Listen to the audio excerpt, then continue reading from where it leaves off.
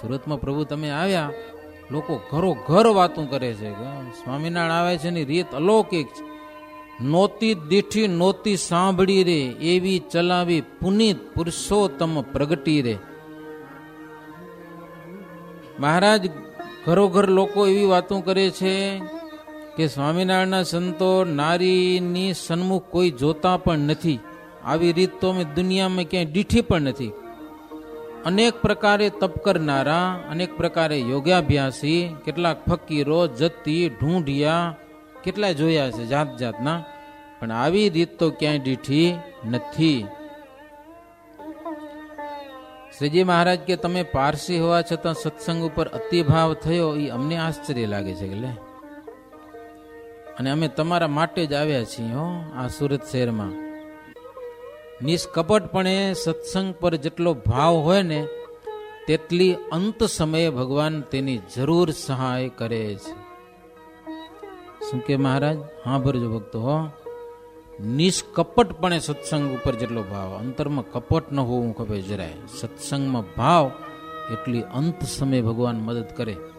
મરતી વેળાએ, જીવને વિદાય લેતી વેળાએ મદદ ત્યારે કરશે ભગવાન, અંત સમયે.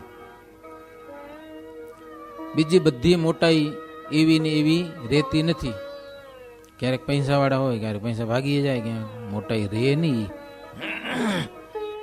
શરીર પણ જોત જોતામાં ઘટી જાય, નથી ઘટી જતું. માથા માથા વાળ ધોળા થઈ જાય, ખટા પેલા ઊંચા, પછી એમ લબડી પડે, મોઢાના દાંત ખાલી થઈ જાય, આંખીઓ થઈ જાય ઢીલી, બધું લબડી પડે. જેમ તેમ નથી રહેતું. મહારાજ કે મોટા મોટા ચક્રવર્તી જેવા રાજા થઈ ગયા, ગ્રંથમાં જેના નામ લખાણા છે, પણ જેને ભગવાન ભજ્યા ને એના હાચા નામ રહ્યા છે. સત્સંગ કરે તેને તો યમદૂતો પણ સહાય કરે છે. આટલો ફાયદો સત્સંગ કરવામાં છે. યમદૂતો મદદ કરે. લ્યો, સત્સંગ કરે તો. કાળ માયા પાપ કર્મ હિ જેહા, યમદૂત ભયાનક મહાતેહા. અનંત કોટી બ્રહ્માંડ તાકે, નિરંતર નાશ કરત હિવા કે. કાળ માયા, કર્મ, યમદૂત આ બધા મહાભયંકર છે. મોટા મોટા બ્રહ્માંડને પણ નાશ કરી નાખે છે. કાળ કર્મ માયા છે ને, મોટા મોટા બ્રહ્માંડોને ફિનિશ કરી નાખે છે. આમ સત્સંગ કરે ને, જેને સત્સંગ થયો હોય એ માણસ જાણી શકે છે. સત્સંગ વિનાના જનોને એ વાત સમજાતી પણ નથી. હરિભક્તને શરીર સંબંધી કે જગત સંબંધી ફાવે તેટલું દુઃખ આવે તો પણ સત્સંગના સુખે કરીને પોતાને દુઃખી માનતો નથી. સત્સંગનો પાવર હોય ને તો સંસારમાં કંઈક સુખ દુઃખ આવે ને તો એ સુખ દુઃખ ને તરી જાય છે. ભગવાનમાં એવી પ્રીતિ હોય, હરિભજન કથા વાર્તામાં એવો રસ હોય, એવો આનંદ આવતો હોય કે સંસારમાં ક્યારેક ઊંચું નીચું થાય ને તો બહુ એ થાય. નહીં તો માણસ જો ઘણા વખત આપઘાત કરી નાખે. ખબર તમને? કંઈક થાય તો આપઘાત કરે. શું કામ? દુઃખ સહન ન કરી શકે. પણ સત્સંગ જેટલો વધુ કરશો ને એટલો સંસારના દુઃખમાં પણ તમને મદદ મળશે. દુઃખી નથી માનતો પોતાને. માઇક દુઃખમાં સુખ મનાય તેટલી સત્સંગમાં કસર છે. આ વાતો બધી કાંજભાઈ સમજવા જેવી છે. માઇક સુખમાં, આ દુઃખમાં સુખ મનાઈ જાય. લ્યો, દુઃખમાં સુખ. આ દારૂડિયા છે, દારૂ પીવે, એ પોતે સુખ માનતા હશે ને? સાચું કયો? નહીં માનતા હોય. આપણે એમ કે તમને શું ખબર પડી? એમ કે કેવો ટેસ્ટ આવે કે લ્યો તમે ટેસ્ટિંગ કરીએ એમ કે આપણે ઈ હાવ આમ એમ સમજે કે તમને ઈ નો ખબર પડે. એમ કે સુખ માન્યું છે ને, હકીકતમાં સુખ છે. હે, દારૂડિયાનું સુખ છે. પ્લેટફોર્મમાં પડ્યા હોય આ વાડા આવડા, જેમને તેમ ચડી ગયો તો વધારે, કોકના લાફા ખાતા હોય, ઘરે આવે તો બાયડીઓને ધોકા નાખે, ગારું દે. આ સુખ છે? કયો? એવી રીતે પંચ વિષય માત્ર જી કયો ઈ, જ્યાં ત્યાં ખાવું પીવું ને જ્યાં ત્યાં ભાટકવું. આ માણસનો ધર્મ છે. પંચ વિષય છે એ દુઃખ જ છે. એ દુઃખમાં સુખ મનાણું. મહારાજ કે ત્યાં સુધી માનો કે હરિભગત નથી થયા હજી. હો, અને થયા છો તો કસર મોટી છે. આ બધી વાતો સાંભળીને અરદેસર શેઠ મહારાજને કે મહારાજ આપે પ્રગટ થઈ અને સત્સંગની જેટલી મોટપ છે ને એટલી તમે પ્રગટ કરી છે. સત્સંગની મોટપ અને બધી નિર્દોષ વાતોનો સંગ્રહ કર્યો છે. મહારાજ તમારું જેટલું જોઈએ ને બધું નિર્દોષ, ક્યાં દોષ ન દેખાય. હો, તમારા સંતો, તમારા ભક્તો, તમારી એક એક રીતિઓ, જે તમે રીત પ્રવર્તાવી છે એમાં કોઈ દોષ નથી. બધી જ વાતો નિર્દોષપણે જેવા પુરુષ હોય ને એવી વાતનું ગ્રહણ કરે. પ્રભુ તમારા શાસ્ત્ર એવા, તમારા મંત્ર, દેશ, કાળ, દીક્ષા, ઉપદેશ બધું ચોખ્ખું, નિર્દોષ. શ્રીજી મહારાજ કે અનંત પ્રકારના શરીર છે, તેમાં મનુષ્ય તન છે ને એની સમાન બીજું કોઈ શરીર નથી. ગમે એવા શરીર હશે પણ માણસ જેવું કોઈ નહીં. કારણ કે માણસમાં બધી પ્રકારનો વિવેક રહેલો છે. મનુષ્ય થઈને પણ વિવેક ના આવે તો એ પશુની હારે ગણાય. કેવો એને માણસને કહેવાય ચોપું કહેવાય. શું કહેવાય? આમ લખ્યું એટલે કહું રહો, માણસ વિવેક શીખી શકે છે. તમે કૂતરા ગધેડને કે વિવેક શીખાડો, એ શું શીખે? માણસ જીવનમાં આ બધી વસ્તુ આવી શકે છે એમ સરસ સરસ મજાનો વિવેક, અને ના આવે તો એ શરીર મનુષ્યનું પણ પશુમાં ખપે છે. માણસ છે ને વિવેક કરી સાર અસાર સમજીને જન્મ મરણ અને જમપુરીના દુઃખ થકી છૂટવું એ મનુષ્ય તનનું ફળ છે. હા, તમે દુકાનમાં જાઓ તો સારો નરસો માલ તમે ઓળખી શકો કે આ સારું છે ને ખરાબ છે. પશુને શું ખબર પડે? પડે ખબર? એ તો રેકડી હોય ફળ ફૂલ ને સીધું મોઢું જ નાખે જ્યાં આવ્યું ત્યાં. એ વિચારે કે આ ખાવું કે આ ખાવું, એ તો સીધું મોઢું નાખે. ઓલા લાકડે લઈને ભેગું ભેગું પડે. ઇન્ડિયામાં આવજો ક્યાંક ક્યાંક. પશુને કાંઈ ભાન નથી, માણસને તો અક્કલ છે મહારાજ કે બધી. ગયો સારું નરસું જોઈ શકે છે. મારે આ કપડું લેવું કે આ કપડું, આ સારું નથી, આ સારું છે, આ લ્યો. ભલે 5 પાઉન્ડ હેલા છે પણ એ લ્યો. એ કોને બુદ્ધિ છે? માણસને. તો એક વાત જીવનમાં, એક વાતમાં સાર અસાર, એ તો ખાલી લોકલ વાત થઈ, પણ આ તો હરિભજનની વાત છે. હરિભજવામાં કયું સારું ને કયું નરસું. જન્મ મરણ અને જમપુરીના દુઃખ થકી છૂટવું એ મનુષ્ય તનનું સાચું ફળ છે. એ દુઃખ જ્યાં સુધી રહ્યું ત્યાં સુધી વિવેક આવ્યો કેવાય નહીં. હા, ભવસાગર તકે તરી ન ગયા ત્યાં સુધી વિવેકી ન ગણાવો. પોતાને બહુ ચતુર માનતો હોય તેથી હું થઈ ગયું, મર્યા પછી જમપુરીમાં જવું પડે તો એ હોશિયારી કામની શું? મહારાજ કે મનુષ્ય તન સુકૃત કરે એ જ ખરો ચતુર છે. હોશિયાર સારા કર્મો કરે માણસ જન્મ પામીને. શ્રીહરિની વાત સાંભળીને શેઠ કહે, પ્રભુ અમે છીએ પારસી, પણ સત્સંગ સમાન બીજું હવે અમને કઈ લાગતું નથી. ગયો હા, આવું બીજું કઈ નથી લાગતું. સત્સંગ છે અમારા જીવનમાં પ્રધાન છે. આવી વાતો તો મહારાજ 1.5 પોર રાત્રિ ગઈ ને ત્યાં સુધી વાતો કરી. અરદેસર શેઠની આગળ બીજા બધા માણસો ઘણા બધા બેઠા હશે. ઉઠે નહીં માણસો, ઉઠે મહારાજની આગળથી. મહારાજ જ્યાં સુધી બેઠા હો ને ઉઠે નહીં. માણસોને ઉઠાડવા હોય ને તો મહારાજ ઉઠી અને પોતાની પર્ણકોટિક ઉતારો ને એમાં ઘૂસી જાય. ત્યાં પછી માણસો જાય પોતાને ઉતારે. એવી મહારાજ વાતોમાં રસ આપતા, વાતોમાં એવો રસ વેવડાવતા કે આખી રાત વાતો કરે તો ઉઠે નહીં માણસો. બધું ભૂલી જાય, બધું ઘરના કામ બધા ભૂલાઈ જાય. પછી શેઠ પગે લાગી મહારાજને પોતાની વાડી ગયા. વાડી પાસે ગયા. નંદરામ અને ગોપાળજી મહારાજ માટે ભોજન તૈયાર કરી રાખ્યા હતા. મહારાજ વાતોમાં કેટલો ટાઈમ કાઢી નાખ્યો. પછી મહારાજને જમાડ્યા છે. મહારાજ થાળની પ્રસાદી પણ શેઠને આપીશ. પછી પ્રભુ રાત્રે પોઢી ગયા. 2 બંગલા 2 માળના હતા, એટલે ત્યાં કને સંતોનો પણ બધો સમાવેશ થઈ ગયો. એમાં મુક્તાનંદ સ્વામી કે કેટલાક સંતો કથા કીર્તન કરતા હતા, તો કોઈક ધ્યાન કરતા હતા, કોઈક શ્રીહરિની વાતો કરતા કરતા પોઢી ગયા. પછી સવારનો સમય થયો, 4 ઘડી રાત્રિ થઈ રહીને એટલે વળી સંતો જાગ્યા. રાત રહે પાછલી 4 ઘટિકા તૈયે, સંતને શયન તજી ભજન કરવું, ત્યારે સંતો વહેલા ઉઠીને આસનમાં બેઠા બેઠા નારાયણ ધૂન કરવા લાગ્યા, અને કેટલાક સંતો પ્રભાત ત્યાં કીર્તન ગાતા હતા. એમ કરતા કરતા તોપ ફૂટી ત્યારે બધા જ તાપીમાં સ્નાન કરવા ગયા. તાપીમાં સ્નાન કરી આવી. માનસી પૂજા, બાહ્ય પૂજા, બે પ્રકારની બધા પૂજા કરી છે.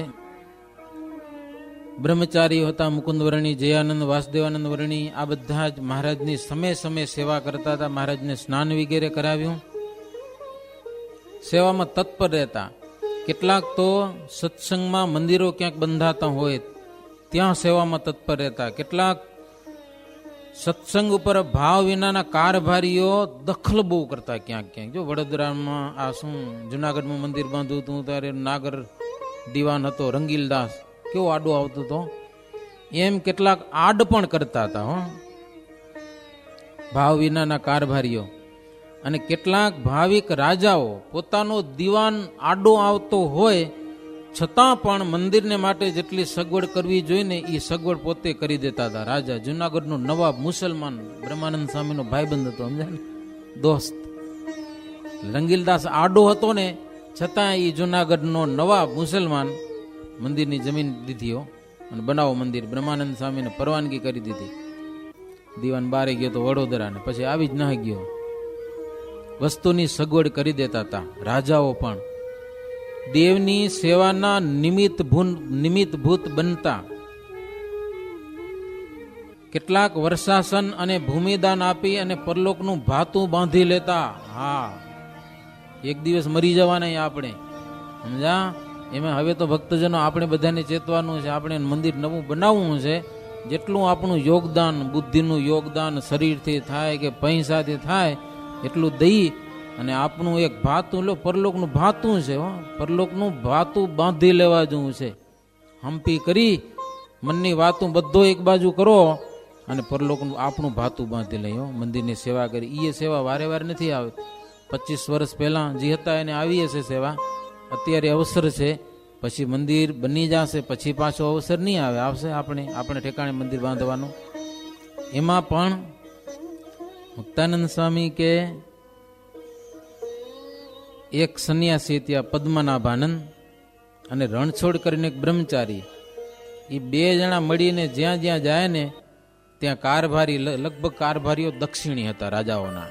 એને થોડીક દક્ષિણી ભાષા આવડતી હશે. નાગર બ્રાહ્મણ હોય કે દક્ષિણી હોય કારભારી, તો બે જણા જાય ને તો કામ કરી જ દે. એની પાસે કંઈક બોલવાની એવી યુક્તિ હશે. અને મંદિરનું હર કોઈ કામ પડે ને તો એ બે જણા જાય. એક પદ્મનાભાનંદ સંન્યાસી અને રણછોડ બ્રહ્મચારી. એ બે જણા જઈને ગામ અટક્યું હોય ને પાસ કરવાનું મંજૂરીનું, એ તો એ ફાઇનલ કરી જ આવે. અને કારભારી એ બે જણાના દાસ બની જતા હતા, એની આગળ નમી જતા હતા.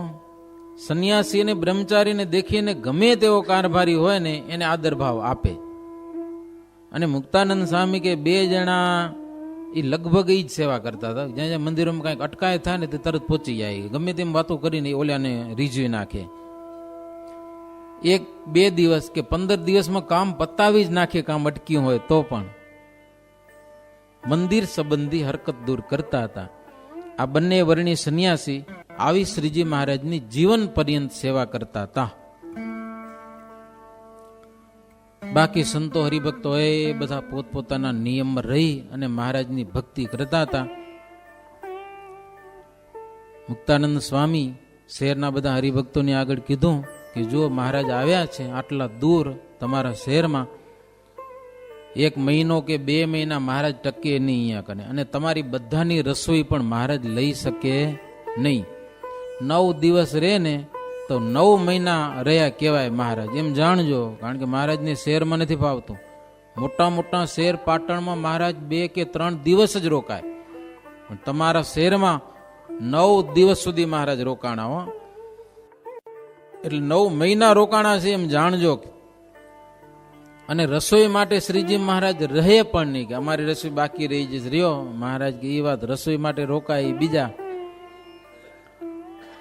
કારણ કે મહારાજનો એક આશય છે સત્સંગનો ઉદય કરવો. સત્સંગનું સ્થાપન કરવા માટે જ પોતે પ્રગટ થયા છે. ભગવાનનો ખપ હોય તે જ મોક્ષને માર્ગે ચાલે છે. હરિભક્તે હરિભગતમાં વિક્ષેપ કરવો નહીં. ઝઘડા ન કરાવો. હરિભગતમાં એકબીજાને ચડચણામણી કરી અને વિક્ષેપ ન કરવો. હરિભગતમાં મન મળે એ જ સાચો ભગત છે.